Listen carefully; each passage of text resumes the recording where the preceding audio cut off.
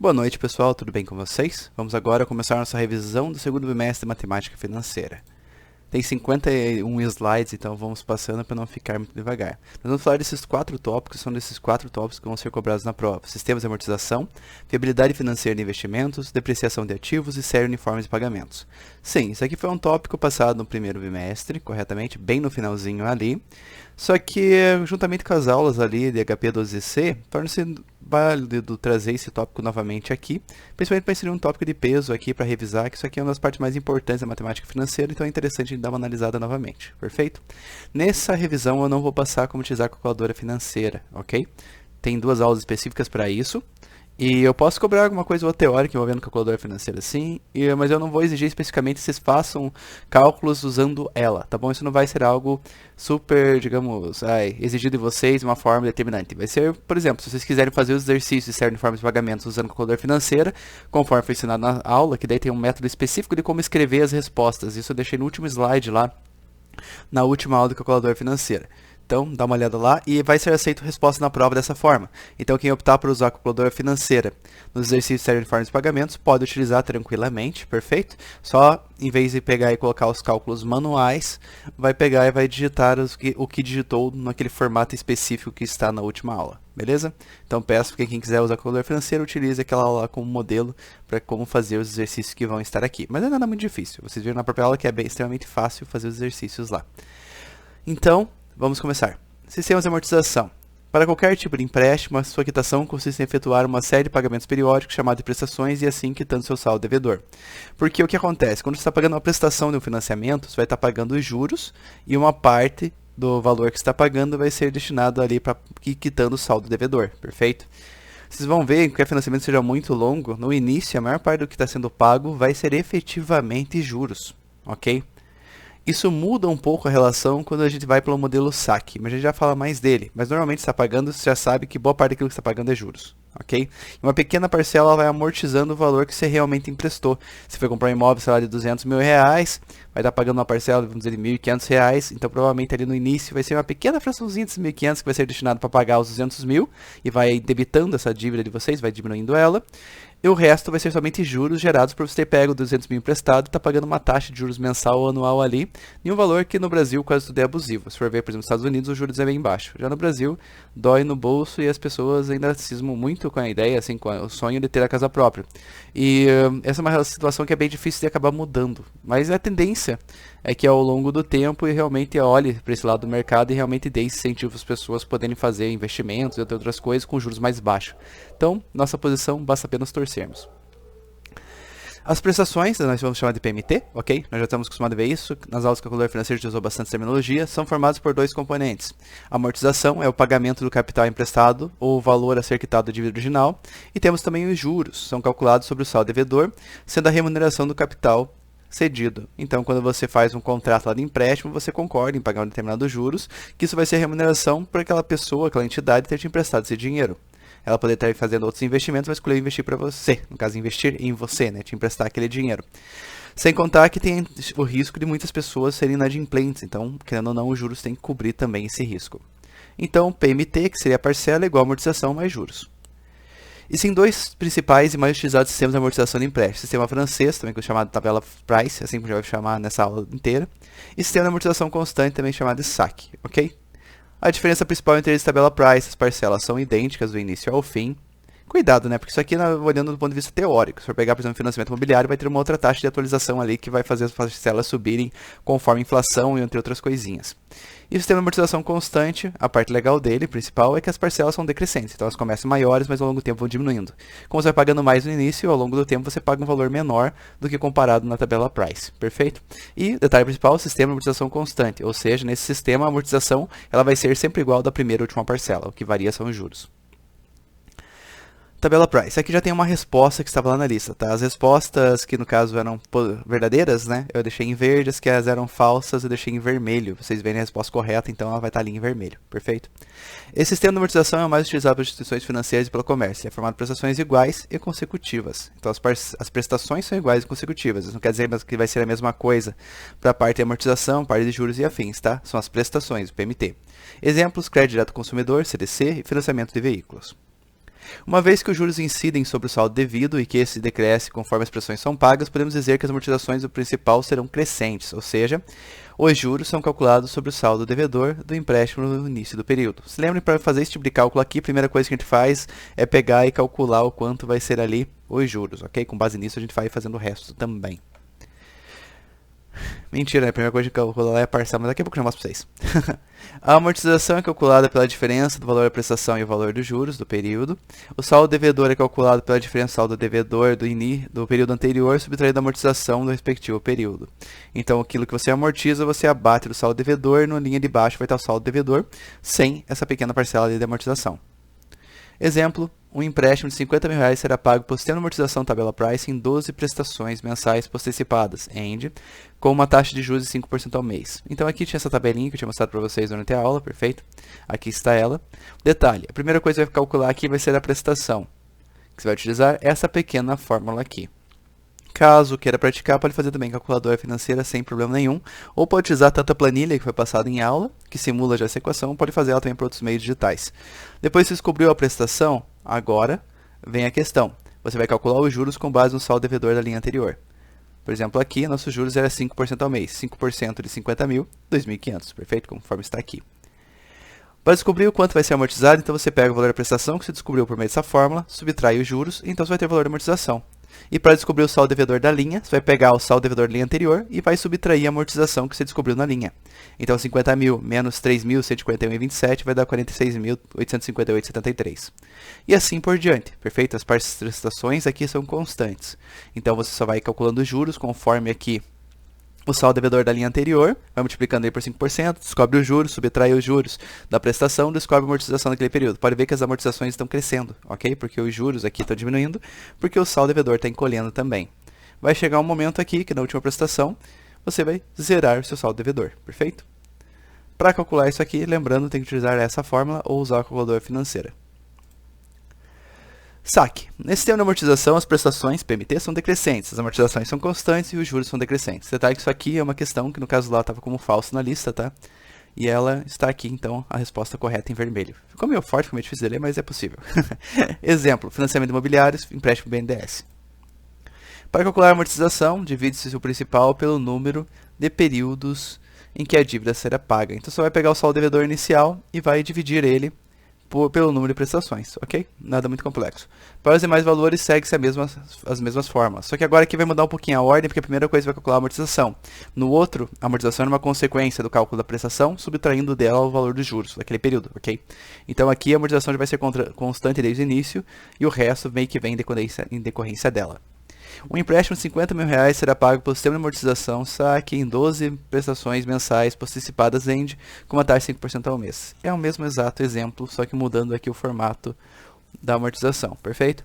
Então a primeira coisa que a gente calcula aqui será a amortização, perfeito? Ela vai ser igual para todos os períodos. Depois, o cálculo dos juros segue o mesmo mecanismo, perfeito? Você vai pegar e vai multiplicar lá, por exemplo, que é 5% no exemplo, e vai multiplicar o seu devedor linha anterior, que vai dar os juros do período.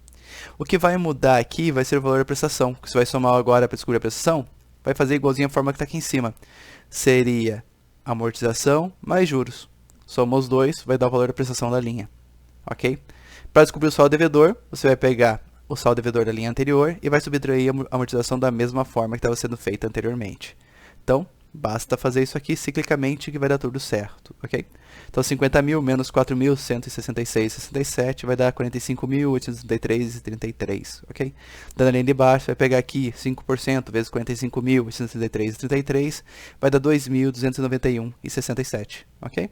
Daí você vai somar com a amortização da linha, que vai ser constante, vai ser a mesma da linha anterior também, que vai dar um novo valor da prestação. Você vai vendo que ela está encolhendo ao longo do tempo, perfeito? Porque aqui, querendo ou não, a amortização ela é maior desde o início do período. Se comparar com a tabela anterior, ela começava bem menor do que está sendo aqui, ok? Mas, consequentemente, também você tem prestações maiores no início em comparação às prestações contínuas que são no modelo tabela price. Perfeito? Qualquer coisa, pessoal, podem utilizar também a aula anterior lá para estudar. Eu até aconselho vocês que vejam as aulas novamente, se for possível. Dê uma estudada para os slides completos, porque aqui, querendo ou não, deu uma resumida, para não ficar tão longo. Perfeito? E qualquer dúvida que tenham, entre em contato que a gente vai resolvendo. Nesse sistema, a prestação inicial é superior à prestação fixa apresentada na tabela Price, uma vez que a última prestação é menor. Está aqui a respostinha, está correto lá nesse exercício. No início, paga-se mais, porém termina-se pagando uma prestação menor, assim como um valor pago total menor no final. Vamos agora para o nosso segundo tópico da aula de hoje, viabilidade financeira de investimentos. O processo de avaliação de investimentos demanda uma série de informações financeiras. Isso ocorre pois variáveis mercadológicas e econômicas interferem intensamente nos critérios de análise de investimentos. A seguir serão passadas informações mínimas necessárias para a avaliação de investimentos. Fluxo líquido de caixa. Ele é medido para cada período ou intervalo de tempo, sendo obtido pela diferença entre fluxos de entrada e saída de caixa. Para o seu cálculo, considera-se as reais movimentações financeiras, considerando as receitas e despesas especialmente contábeis, depreciação, amortização, entre outros, ok? Então você vai considerar aquilo que realmente, digamos, entra e sai dinheiro de verdade da empresa, não porque algo desvalorizou, ok? Você não está perdendo dinheiro porque algo está desvalorizando, você está perdendo dinheiro simplesmente porque você está pagando muitas contas ou está recebendo pouco, entende? Essa é a relação que tem que ser levada em consideração aqui. Fluxo de caixa é considerado, assim, tanto por qualquer área financeira, o principal ponto de sucesso no negócio, até mesmo investimentos pessoais. Você consegue ter fluxo positivo de caixa todos os meses, significa que você tem dinheiro sobrando, ok? Isso é bonito, é legal. Para a empresa, você também é um sinal de sucesso e você ter na sua vida vários ativos diferentes que te rendam ali um fluxo positivo de caixa. Todo período significa que você está enriquecendo, ok? Se tiver um fluxo negativo, significa que você está empobrecendo e assim por diante. Isso aplica-se tanto para a vida das pessoas comuns quanto das empresas, pessoas físicas e jurídicas.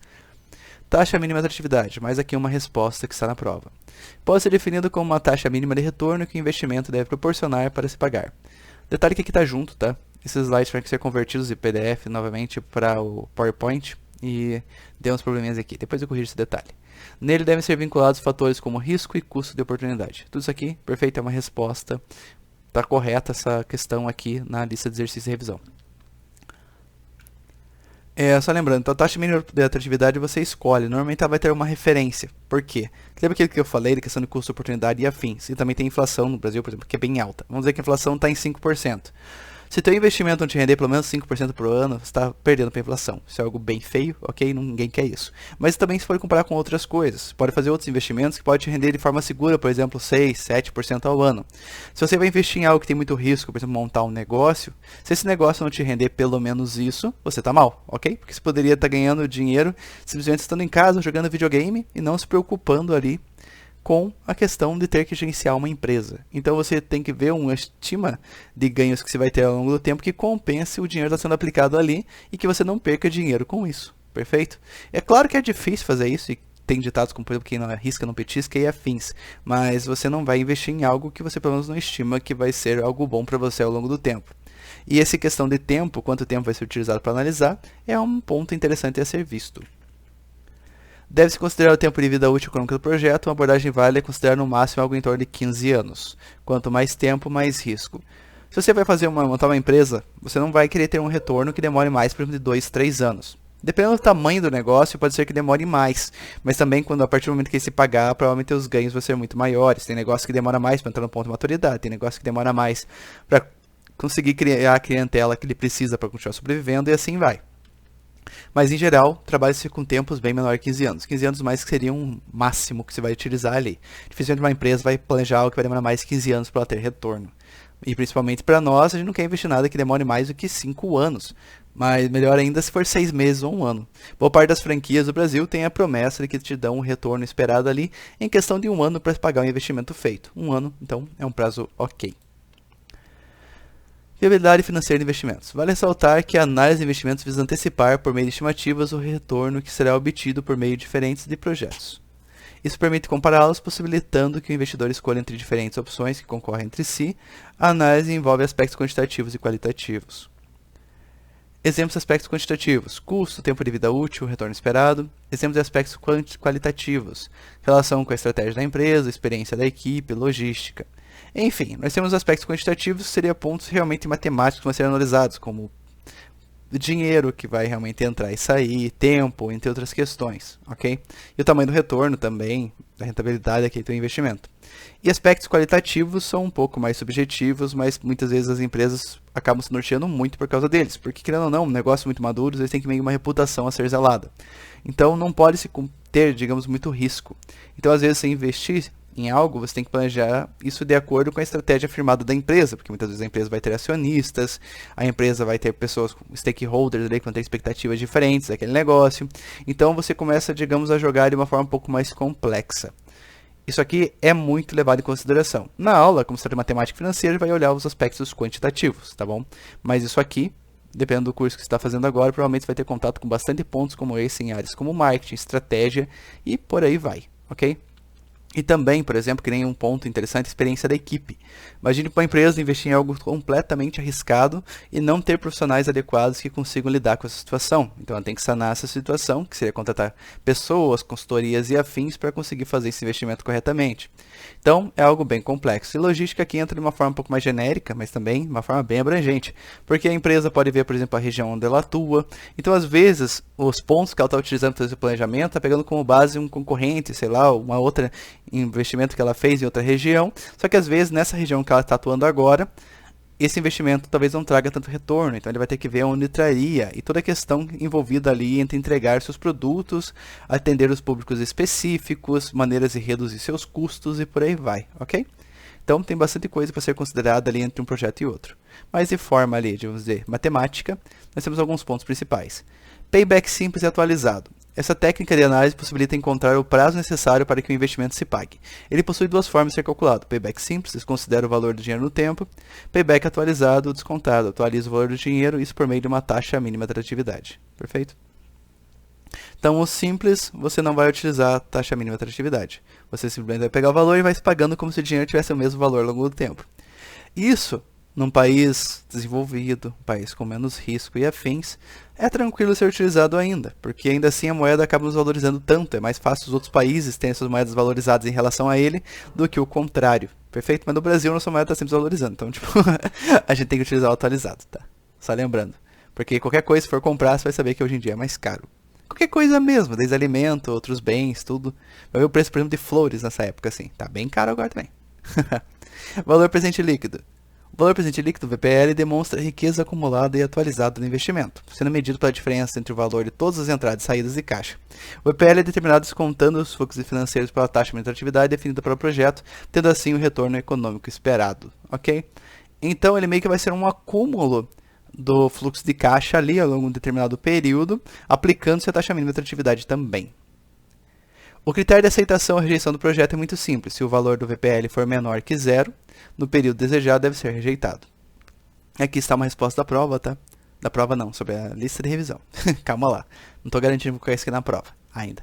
Representa a taxa interna de retorno, TIR. Representa a taxa de desconto que iguala no único momento os fluxos de entrada com as saídas de caixa, ou seja, é uma taxa que produz um VPL zero em um momento escolhido. A aceitação ou rejeição do projeto é feita por meio da comparação da TIR com a TMA. Se a TIR for maior que a TMA, o projeto tende a ser promissor. Perfeito? Então o que acontece? A TIR, basicamente, ela vai tornar uma forma parecida com a TMA, só que a TIR vai ser uma taxa de desconto específica para transformar, após decorrido tempo, aquele valor de fluxo de caixa em zero. Perfeito? Então ele vai calcular quanto tempo aquele projeto vai demorar a se pagar, de certa forma, utilizando uma taxa específica. Ou melhor, você vai descobrir uma taxa específica para fazer aquele projeto realmente atingir o ponto de zero, né, que seria basicamente um payback ali, após um determinado período específico. A maneira de utilizar o TIR é basicamente fazendo uma comparação ali com o TMA. Se ele for maior, o projeto tende a ser promissor. Na aula em questão, até dei uma explicação ali, acabou sendo meio breve também, porque a ideia não é focar tanto em TIR, ele é um indicador bem utilizado, mas também o seu cálculo é mais feito utilizando o calculador financeiro, utilizando o Excel efetivamente. Calcular manualmente isso aqui é bem complicado. E ele é utilizado mais como indicador, não vou dizer secundário, mas ele é mais no segundo plano, tem outras análises que são mais relevantes do que essa. O próprio payback mesmo, a taxa mínima de atividade correta, acaba sendo mais influente do que o próprio TIR. Mas o TIR ainda assim acaba sendo ali um item utilizado com uma certa relevância. Então aqui está o nosso exemplo. Eu trouxe o exemplo do payback aqui para o final e eu vou utilizar ele para tudo, ok? Então o payback simples, você está vendo aqui que, por exemplo, tá vendo? Nós temos o fluxo de caixa. Isso aqui seria a primeira saída ali no investimento e depois o dinheiro que vai entrando por meio desse investimento. Pode ser um negócio que foi aberto, pode ser um novo produto desenvolvido, pode ser N coisas, ok? Então pense que para desenvolver um novo produto, uma empresa gastou 100 mil reais. A partir aqui do primeiro ano, ela conseguiu ter um retorno de 15 mil reais. No segundo ano, 15 mil reais. No terceiro ano, 20 mil reais e assim por diante. São aqui fluxos de caixa. No caso aqui, a empresa está tendo somente retornos positivos. Poderia ser negativo também, ok? A empresa poderia ter tido prejuízo num determinado ano, porque ela previu que, sei lá, ia ter uma seca, alguma coisa assim, e ia atrapalhar o negócio dela. Pode ser algo do gênero. Mas aqui, para facilitar didaticamente, todos são positivos. Então, pense que nós temos aqui, então, o quanto de estaria vendo aqui inicialmente. E quando que esse projeto vai se pagar? A partir do momento que os fluxos de caixa ali, positivos, conseguirem agregando valor de maneira que eles consigam zerar esse débito que a empresa tem com ela mesma. Se ela investiu 100 mil, ela tem que recuperar os 100 mil para a partir daquele momento ela passar a ter lucro sobre aquele investimento que ela fez. Então aqui, iniciamos perdendo 100 mil, depois nós ganhamos 15 mil, então aqui só falta para pagar o nosso investimento, 85 mil. Ganhamos mais 15, foi para 70 mil negativo. Ganhamos mais 20, foi para 50. Ganhamos mais 20, foi para 30. Ganhamos mais 15, foi para menos 15. Ganhamos mais 14, foi para 1000, correto? Negativo. E depois que a gente ganhou os outros 20 mil, a partir desse momento a gente ficou 19 mil positivo. Porque aqui o projeto se pagou, perfeito? A partir aqui do 7º ano, bem no início do 7º ano, o projeto se pagou. Então a partir desse momento tudo vai ser o retorno esperado por aquele investimento. Perfeito? Tudo vai ser positivo. Claro que não começar a acumular prejuízo aqui de volta. Enfim, o fluxo de caixa descontado, ou payback descontado, né? Como que você vai fazer esse cálculo aqui? Você vai utilizar um fator de desconto, vai ser uma taxa que ela vai influenciar diretamente nos valores ali do fluxo de caixa, de maneira que você vai desvalorizando ao longo do tempo, porque o dinheiro de hoje vale mais do que o dinheiro do amanhã. Nesse exemplo, utilizar um fator de desconto de 10%, porque estima-se que esse negócio, essa empresa, poderia, digamos, de valor investido aqui, poderia ser investido em algo com mais tranquilidade, que poderia render, por exemplo, 10% ao ano. Então você escolheu aqui que pelo menos 10% ao ano o teu negócio tinha que render para dar certo, considerando a inflação e considerando tudo mais. Como que você aplica então esse fator de desconto 10%? Você pega aqui 1, ok, divide ele por 1 mais o nosso fator de desconto. Na aula lá tá certinho, tá a fórmula aqui embaixo e tudo mais, para vocês utilizarem e poderem pegar e estudar, ver como isso aqui foi feito. Mas enfim, é 1 dividido por 1 mais a nossa taxa, que seria 0,10, com essa parte aqui de baixo sendo elevado pelo valor do período, que no caso aqui são anos, ok? No ano 0 vai ser 0, no ano 1 vai ser 1, no ano 2 vai ser 2, no ano 3 vai ser 3 e assim por diante. Enfim, basicamente isso. Então você pega aqui 1, divide por 1,10 elevado a 0, qualquer coisa elevado a 0 dá 1, então 1 sobre 1 dá 1, perfeito? Então aqui o fator de desconto vai continuar sendo 1, então não vai fazer influência nenhuma. Então você vai jogar aqui com o período 0, 1 vezes menos 100 mil vai ser igual a menos 100 mil da mesma forma. Agora aqui que a magia começa a acontecer. Então você vai pegar 1 dividido por 1,10 elevado a 1 agora. Então vai ser 1 sobre 1,10. 1 dividido por 1,10 vai dar 0,91. Claro que aqui está arredondado, está só 2 casas decimais. A gente vai fazer esse cálculo, vai dar muito mais casas, perfeito? E esse exemplo aqui foi configurado no Excel. Então aqui, por mais que aqui esteja aparecendo só 2 casas, esses cálculos aqui estão considerando muito mais casas decimais. Todas que na verdade existem em cada um desses cálculos aqui. Talvez no exemplo que vocês vão fazer saia diferente do que eu tenha passado para vocês, tá?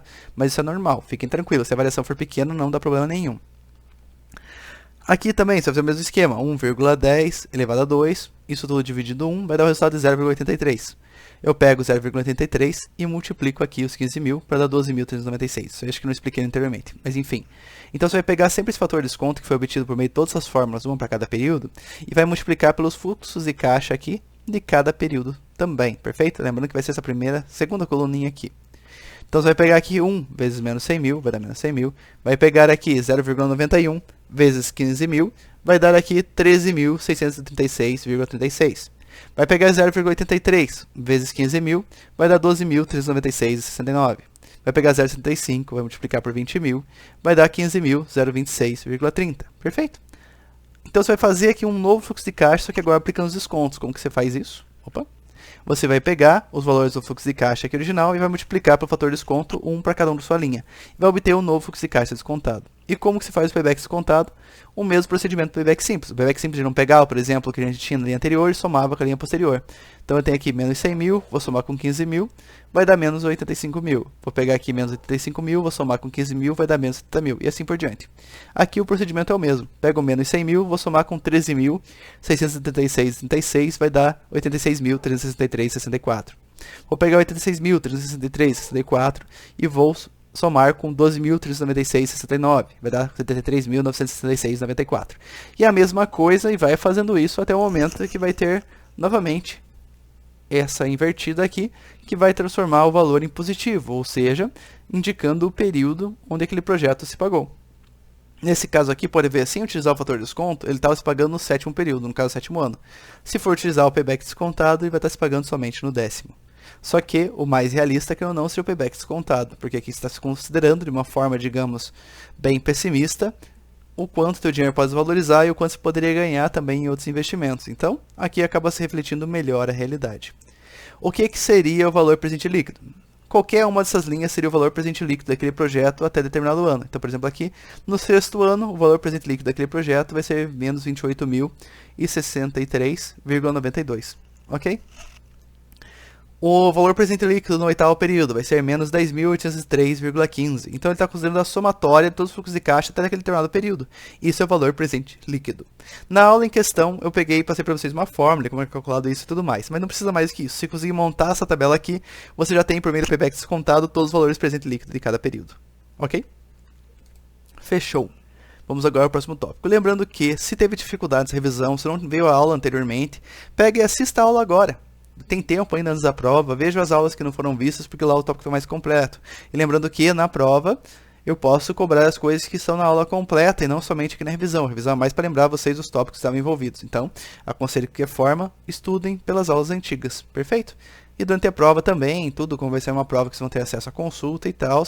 Tem os slides em mãos, fiquem tranquilos. E tentem estudar com antecedência, qualquer dúvida que vão tendo, vão me perguntando, perfeito? No dia da prova, não vou ensinar ninguém a fazer nada, tá bom? Mas antes, se tiverem alguma dúvida, fiquem à vontade, estou à disposição de vocês para ajudá-los no que for possível. Depreciação de ativos, nosso penúltimo tópico da aula de hoje. O ativo imobilizado de uma empresa é representado pelos direitos que tenham por objeto os bens destinados ao uso nas atividades da empresa ou manutenção de suas atividades, por exemplo, máquinas, móveis, imóveis, equipamentos, veículos, computadores, instalações, construções, terrenos, etc. O ativo imobilizado pode ser tangível ou intangível. Tangíveis são aqueles elementos que possuem corpo físico, como máquinas, equipamentos, veículos, etc. E intangíveis são aqueles que não possuem um corpo físico, mas envolvem direitos de propriedade, como marcas, patentes, direitos autorais, entre outras coisas, ok? Resposta do questionário de revisão está lá, estava certo. A depreciação do ativo imobilizado representa o desgaste ou perda da vida útil dos bens tangíveis em decorrência do desgaste pelo uso, danação na natureza ou da obsolescência provocada pela evolução tecnológica. Temos outros conceitos que como tempo, vida útil e taxa. O ativo imobilizado tangível tem sua vida útil estimada, produzindo ao final um valor residual. Esse valor residual representa o valor da sua venda após seu uso máximo. Então a empresa, por exemplo, vai usar aquele veículo por 5 anos, depois de 5 anos ela vai conseguir revender ele e vai ganhar algum dinheirinho em cima dele ainda. Perfeito? O tempo de vida útil de um bem é determinado de acordo com o tempo que ainda é possível utilizá-lo nas atividades da empresa. Já o valor depreciável será composto pelo valor da aquisição do bem e todos os gastos necessários para colocá-lo em condições de funcionamento, menos o valor residual. Então você tem que subtrair o valor residual do custo de aquisição daquele bem, ok? Mais os gastos envolvidos pela instalação deles. Nos exercícios em questão, eu não coloquei esse ponto em consideração, até mesmo porque tem uma dificuldade adicional ali, que não agregaria tanto valor assim, mas tem que se lembrar que isso aqui é factível. Então, toda vez que, no caso, o que você vai considerar ali no valor daquele bem, vai ser tudo aquilo que foi colocado em condição de uso, por exemplo, o custo de instalação, entre outras coisinhas que estão envolvidas ali a um entorno e suporte para tornar aquele bem possível de ser utilizado pela empresa. Os prazos normalmente admitidos e as respectivas taxas estão no slide a seguir. Então, tipos de bens: computadores periféricos, vida útil estimada 5 anos, taxa de depreciação anual seria 20%. Veículos 5 anos, taxa anual 20%. Equipamentos, ferramentas, máquinas, móveis, utensílios, instalações, etc. 10 anos, ou seja, 10% ao ano. Edifícios e construções, 25 anos, 4%. A lista, se for ver, é bem grande, tá? Mas aqui está uma forma resumida que dá para pegar bem o feeling da coisa. Método de depreciação linear, vamos falar aqui um pouco dos tipos. É o método que contabiliza como despesa ou custo uma parcela idêntica do valor do bem em cada período que se passa. Aqui tem 2 exercícios que estavam na lista de revisão, ok? Ambos utilizam esse método de depreciação linear. Exercício primeiro que aparece lá na ordem, tá? Eu não coloquei número nos exercícios, então aqui eu também referenciei eles por número. Mas dá pra gente saber qual que é qual, somente pelas referências e pela descrição. Uma empresa adquiriu um veículo com vida útil estimada de 5 anos pelo valor de 55 mil, com valor residual de 24 mil. Qual será o valor de depreciação linear anual? Então você vai pegar aqui, primeira coisa, vai colocar o valor de aquisição desse bem. Aqui lembrando que não está considerando, por exemplo, os custos para colocar ele em funcionamento. Nesse exemplo aqui, seria algo mais complicado de inserir aqui, mas que nem aqui no caso de uma máquina, isso seria bem mais possível de acontecer. Então tem que só tomar cuidado na vida real, que aqui é apenas um exercício que está um pouquinho simplificado. Então 55 mil menos 24 mil, que seria o valor de aquisição menos o valor residual, que vai ser a venda daquele bem passado esses 5 anos. Então vai ser 55 mil menos 24 mil, vai dar 31 mil. E agora eu divido pela quantidade de períodos que aquele bem demora para se depreciar. Aqui está sendo dado 5 anos, então 55 mil menos 24 mil, 31 mil divididos por 5. Fazer essa divisão vai dar 6.200. Essa aqui já é a resposta do exercício. Próximo. Uma empresa adquiriu uma máquina com vida útil estimada de 10 anos pelo valor de R$180 mil, com valor residual de 38 mil. Qual será o valor de depreciação linear mensal? Então, detalhe, esse aqui pediu anual. Então, aqui eu só fiz a divisão pela quantidade de anos. Aqui eu tenho que pegar o valor, basicamente anual, e depois vou dividir por 12 para dar o mensal, perfeito? Então, vamos lá. 180 mil menos 38 mil vai dar 152 mil. São 10 anos para depreciar, então divido por 10, vai dar 14.200. Agora, para descobrir o valor de depreciação mensal, pego esse valor que está aqui, 14.200, e divido por 12. 14.200 por 12 vai dar 1.183,33. Isso aqui é a resposta do exercício também. Isso aqui é bem simples e bem tranquilo. Depois do que a gente viu, isso aqui ficou bem mais fácil ainda. Meta de depreciação pela soma dos dígitos. Isso aqui eu coloquei na revisão, tá? Mas eu não coloquei na lista de revisão. Nada me impede de cobrar isso aqui na prova também. Então, estudem esse método, entendam como ele funciona. E qualquer dúvida, entre em contato. Esse método consiste em somar os algarismos que compõem o número de anos de vida útil do bem, indo do 1 e aumentando até chegar no n ou no t. Em seguida, você vai dividindo esses valores pelo resultado da somatória, partindo do maior ao menor, multiplicando os resultados pelo valor do bem a ser depreciado. Então, pessoal, mantendo o exemplo do passado no método linear, teremos. Lembrando que isso aqui vai utilizar o exemplo passado na aula, respectiva aula que foi dado esse tópico aqui. Se eu não me engano, era 40 mil, que era o valor de aquisição do bem, menos 10 mil de valor residual, que dava aqui o valor depreciável de 30 mil reais. Lembrando que aqui o tempo é 5, então para fazer esse método factível, eu tenho que pegar e somar todos os números do 1 até o número máximo aqui do tempo. No caso, então, eu vou somar 1, 2, 3, 4, 5. Se fosse 10, seria 1, 2, 3, 4, 5, 6, 7, 8, 9, 10. Se fosse 15, seria 1, 2, 3, 4, 5, 6, 7, 8, 9, 10, 11, 12, 13, 14 e 15. E é somar todos os números do menor ao maior. Então, 1 mais 2 mais 3 mais 4 mais 5 vai dar resultado igual a 15. Então, eu pego esses números aqui, na ordem do maior para o menor, e vou dividindo todos eles por 15. Aqui vai dar uma divisão para cada ano que vai ter esse tipo de cálculo aqui. Fechou? Então, aqui seria 5, então vai ter 5 frações dessa. Todas elas eu multiplico pelo nosso valor depreciável. Então, aqui vai dar o valor certinho de depreciação para cada período, indo aqui, começando depreciando mais e depreciando de uma forma cada vez menor aqui até o último período. Por que isso aqui é utilizado e qual que é a vantagem disso aqui? A maior parte dos bens ele acaba depreciando mais no início do que no final. Então, por exemplo, se comprou um carro, ele vai desvalorizar mais no início do que vai desvalorizar ao longo do tempo do uso dele. Certo? A cada ano, tecnicamente, o veículo se desvaloriza menos. Então, não faz sentido, de certa forma, algumas coisas, o valor delas ser depreciado e ser reduzido em um período fixo. Porque, às vezes, ele vai desvalorizar mais no início do que no final. Ou pode acontecer outras situações que acabam gerando maneiras mais complexas que essas. Então, esse método acaba sendo interessante e aplicável em várias situações particulares. E agora, o último método aqui, método de depreciação pela quantidade produzida. Esse método de depreciação terá como base as unidades produzidas no período, assim como a estimativa de quantidade de produtos que a máquina deverá produzir durante a sua vida útil. Exercício. Calcule qual será a depreciação após produzir 8.000 unidades, usando o método de depreciação pela quantidade produzida em uma máquina que custou 162 mil e que pode produzir durante a sua vida útil 30.000 unidades. Após ter passado sua vida útil, ela poderá ser vendida por 56 mil. Perfeito? Esse aqui é o exercício exatamente como está lá na lista. Então, como a gente resolve esse exercício? Lembrando que o método da quantidade produzida, você não vai considerar somente aqui a relação do tempo. Você vai estar utilizando esse método aqui, a relação de quantidade produzida. Então, quanto mais unidades uma máquina produz, teoricamente, mais ela está chegando perto do fim de sua vida útil. Perfeito? Ela vai desgastando, entre outras coisas que vai acontecendo com ela ali, conforme ela está ativada. Então, vamos fazer o cálculo aqui. Custo do bem, 162 mil, valor residual 56 mil, então o valor depreciável vai ser 106 mil, que é a subtração de um pelo outro aqui. Estimativa de produção máxima dessa máquina é 30.000 unidades. Então você vai fazer o cálculo aqui do valor depreciável, perfeito? Vai ser 162 menos 56, vai dar 106 mil e vai dividir pela quantidade de unidades que ela pode produzir durante toda a sua vida. Que no caso aqui vai gerar um valor monetário de 3,533, o valor, né, no caso em reais, por unidade produzida. Então a máquina vai desvalorizar esse valorzinho aqui para cada unidade que ela produzir, seja lá do que for. Então, nosso exemplo ali perguntou, calcule qual será a depreciação após ela produzir 8.000 unidades. Como vai ser? Então eu pego 8.000 e multiplico por esse valor que a gente descobriu aqui, 3,533. Vai dar aqui um valor total depreciado de 28.256,67. Perfeito?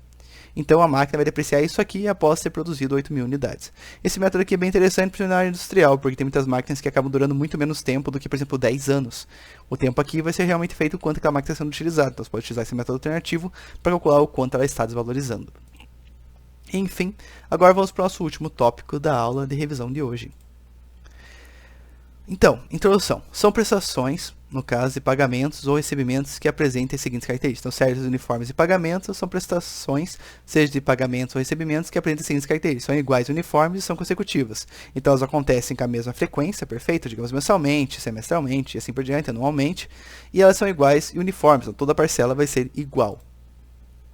Elas podem ser de dois tipos. Postecipadas, END, nesse modelo a primeira parcela só ocorre após ter passado o primeiro período, sem a entrada. Antecipadas, begin, nesse aqui a primeira parcela já ocorre no início da entrada, e a segunda após passar o primeiro período, perfeito? Então aqui você não dá entrada, passou o período igual, consecutivo, e todas as parcelas vão ser, por exemplo, vai ser a cada 30 dias, então passou os primeiros 30 dias, você pagou a primeira parcela. Já no begin você dá essa parcela assim que você adquire aquele bem ou contrata aquele serviço que você está pagando, ok? Então, vamos lá. Fórmulas para parcelas postecipadas. Na aula eu explico corretamente isso aqui, tá? A aula ainda está gravada, está disponível lá, aula do primeiro bimestre.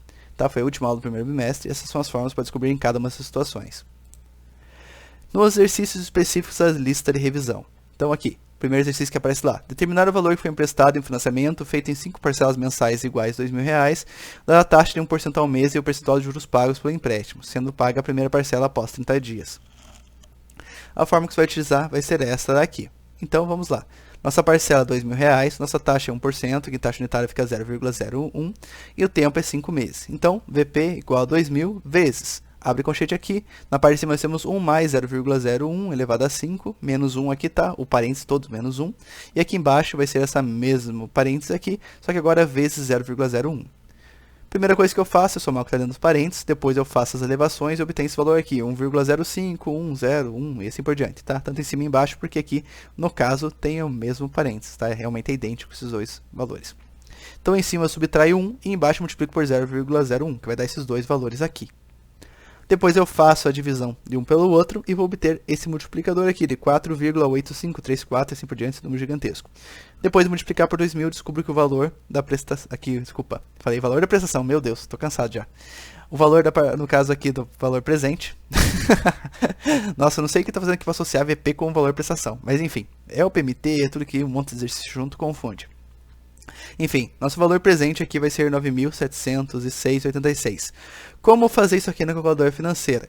Simplesmente vai pegar suas variáveis, que vai ser no caso a prestação, R$2.000, a taxa, que vai ser 1%, lembrando que o calculador financeiro você não vai colocar o 0,01, vai colocar diretamente 1, e o tempo. Então você vai digitar 2.000, PMT, vai digitar 1, e vai digitar aqui, no caso, 5 períodos. Tanto faz na questão dos períodos ali, tipo, se no caso eles vão ser anos, vão ser meses, o importante é só que a taxa e os períodos estejam ali na mesma proporção, perfeito? Se for mensal, os juros tem que ser mensal ali os períodos. Então, converte aquilo que foi mais fácil, para não ter que utilizar a taxa equivalente, ok?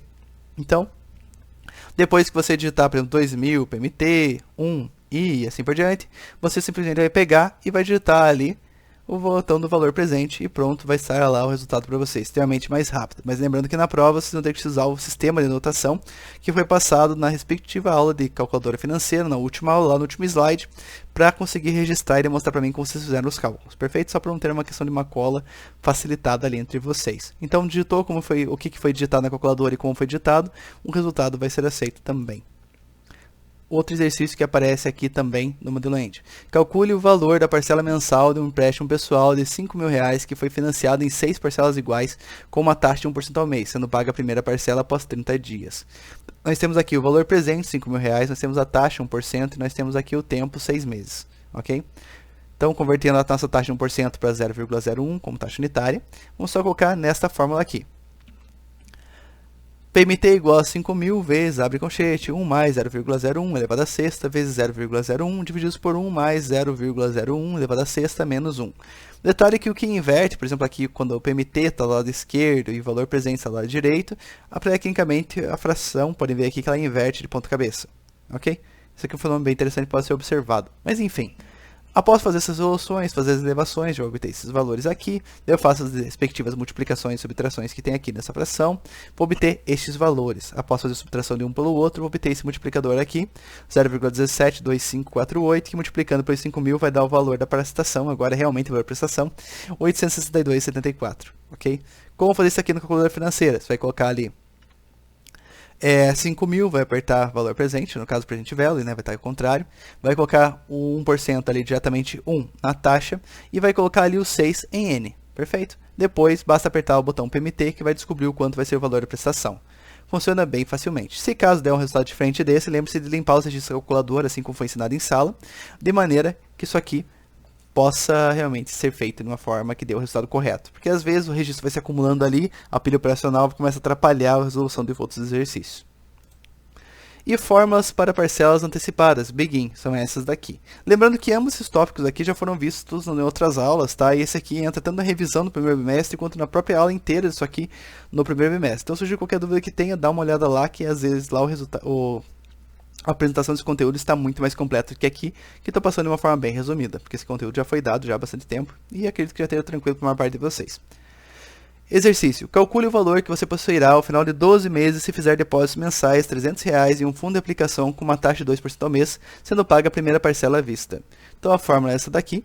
Os dados que nós temos é a prestação, R$300, a taxa 2% ao mês, ou 0,02, e o tempo aqui, ou N, vai ser 12 meses. Perfeito? Então aqui, simplesmente substituo, toma cuidado porque aqui está sendo somado 1 diretamente na parte superior, aqui, nessa potência, perfeito? Então vai ficar 1,02 aqui elevado a 13, menos 1,02, que é a somatória do 1 mais a taxa, dividido somente aqui pela taxa. Fazendo essa elevação, obtém esse valor aqui, subtraio dela 1,02 e vou obter esse valor aqui, 0,2736 e assim por diante. Divido tudo isso pela taxa, obtenho esse multiplicador, 13,6803 e assim por diante. Multiplicando por 300, eu descubro aqui nosso valor futuro de 4.104,10. Compra isso com a calculadora financeira, limpa os registros todos, vai lá, digita 300 PMT, 2 e no caso 12N. Depois disso, basta apertar FV, no caso Future Value, que vai obter já esse resultado idêntico como está aqui. Mas um detalhe importante aqui que eu não falei antes de falar isso aqui da calculadora, que vocês vão ter que mudar para o método Begin dela. Como que se faz isso? Olhem lá certinho na última aula que foi passada com a calculadora financeira, que lá está sendo explicado. Mas nada muito complexo, perfeito? Tem uma função específica de como alterar uma para outra e assim por diante. Aqui novamente, tá? Para esse exercício aqui também na calculadora financeira, também vai ter que colocar no modo Begin, senão só não vai dar certo. Você vai considerar como sendo End, perfeito? Calcule o quanto você deve depositar mensalmente em um fundo de aplicação com taxa de 1% ao mês para que possua um montante de R$1.000 ao final de 12 meses, sendo paga a primeira parcela à vista. Então a fórmula vai ser essa, muito parecida com a fórmula anterior, você teve uma pequena alteraçãozinha aqui. Então, nosso valor futuro é R$1.000, no caso aqui, nosso I vai ser 1% e o nosso T ou N vai ser 12, perfeito? Então aqui colocando na fórmula, vocês depois vão obter esse valor aqui de parcela, depois feitos os procedimentos corretamente, de 78,07. Esses 4 últimos exercícios foram que estavam lá na lista de revisão, perfeito? Estão, provavelmente, é para estar na mesma ordem que aparece lá para vocês. Como fazer isso aqui na calculadora financeira? Mesmo procedimento. Coloque em Begin, digita o valor futuro, né? No caso coloca 1.000, valor futuro, o FV, 1% I e 12N. Depois disso, basta apertar ali o botão do PMT e já vai dar esse resultado exato aqui para vocês. Lembrando que, por questões de arredondamento, quantidade de casas decimais, que vocês escolherem e afins, pode dar resultados diferentes, tá bom? Mas normalmente vai ficar bem aproximado disso aqui. Se tiver bem diferente disso, está errado e tem que ver o que está acontecendo ali, perfeito? Pessoal, a revisão é basicamente essa. Eu dei uma acelerada aqui no final porque a aula já estava com 43 minutos, mas enfim. Qualquer dúvida que vocês tenham ali, podem entrar em contato comigo, eu ajudo vocês a resolverem. Só peço para não deixar isso aqui de última hora, tá? Com dúvidas que sejam realmente simples, que poderiam ter sido tiradas antes.